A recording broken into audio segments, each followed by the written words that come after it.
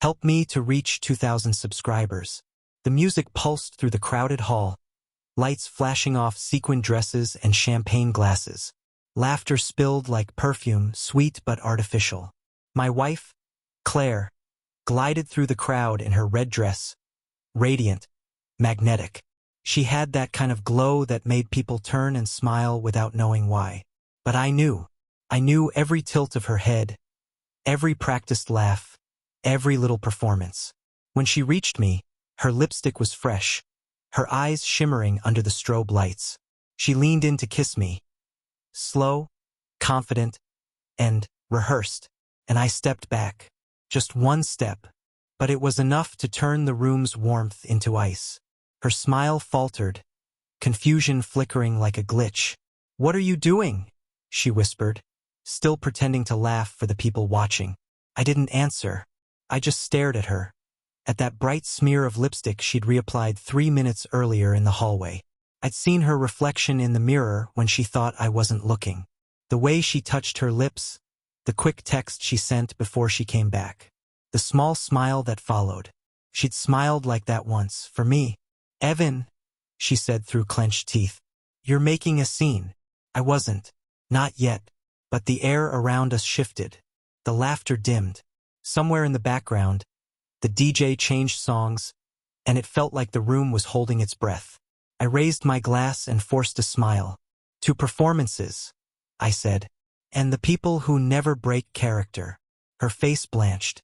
"Don't do this here," she whispered. "Oh, I'm not doing anything," I murmured, setting the glass down. "You already did." Her fingers trembled as she adjusted her bracelet. A nervous tick I'd learned to recognize years ago, back when we still told each other everything. The night had started like every other corporate event. She'd convinced me to come, said it was important for her networking, that her boss wanted to meet me. But from the moment we arrived, I'd felt like an outsider in my own marriage. She flitted between groups, laughing too easily, touching arms too casually. Every time she looked at her boss, Daniel, there was something in her eyes that wasn't there for me anymore. Admiration, excitement, or maybe it was something I didn't want to name. I told myself I was imagining it, that I was just tired. But then I saw the text. When she went to the bar, she left her phone on the table, face up. It lit up with his name. "Meet me in 5. Same place." I didn't mean to read it, but I did. And something inside me snapped quietly, like a thread that had been stretched too thin. Now, in the middle of the room, she tried to reclaim her poise. "You're drunk," she hissed softly. "I wish I was," I said.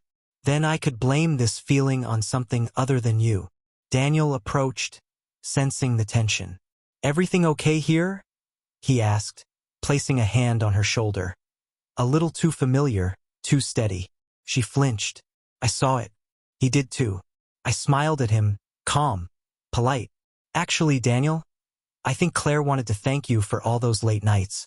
The ones she said were mandatory." He froze. His hand dropped. The facade cracked just enough for the truth to leak through his eyes. "Evan," Claire began, but I cut her off.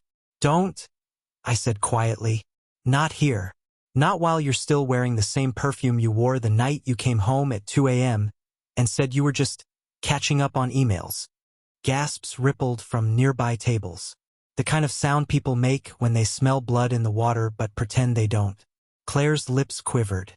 "We should talk privately." "Sure," I said. "Let's go talk privately. Like you did with him in the parking lot last month?" The crowd might as well have vanished. It was just us. Her mascara trembling at the corners of her eyes, my pulse pounding in my ears, the ghost of every lie she'd ever told flickering between us. We left the ballroom. The hallway outside was quiet, lined with mirrors that reflected our fractured faces. She turned to me, voice cracking. "Evan, please, it wasn't what you think." "Then tell me what it was," I said, "because I've spent weeks trying to believe you. Every night you came home late. Every time you said you were exhausted from work, I told myself I was paranoid. But I wasn't. Was I?" Tears slid down her cheeks, but they didn't soften me. "Not this time. He makes me feel seen." she whispered finally. You stopped looking at me like I mattered. The honesty cut deeper than the betrayal. For a second, I almost felt guilt.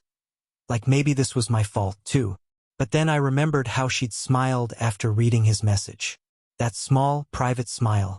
Do you love him? I asked. She hesitated. And in that pause, I heard everything I needed to. I turned away. Evan, wait! She cried, grabbing my arm. It wasn't supposed to mean anything.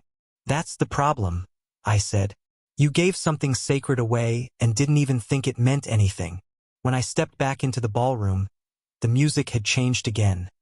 Slower, melancholic. People avoided my eyes, pretending they hadn't seen the unraveling. I walked to the exit, each step heavy but certain. Behind me, I heard her sob quietly, her heels clicking against the marble as she followed.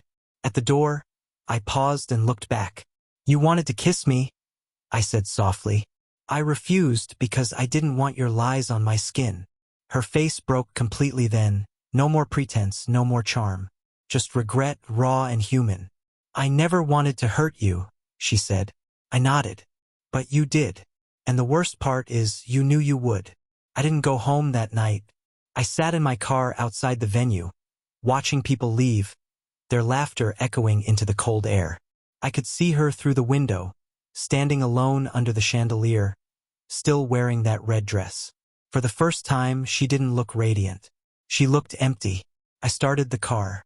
As the engine hummed to life, my phone buzzed with a message from her. Please, come home. We can fix this. I stared at it for a long time before deleting it without replying. Some things can't be fixed, only learned from. And sometimes, refusing a kiss isn't just an act of anger. It's the moment you finally choose yourself. As I drove away, I realized the silence in the car wasn't loneliness. It was freedom, the kind that comes after the storm when everything is broken but finally honest.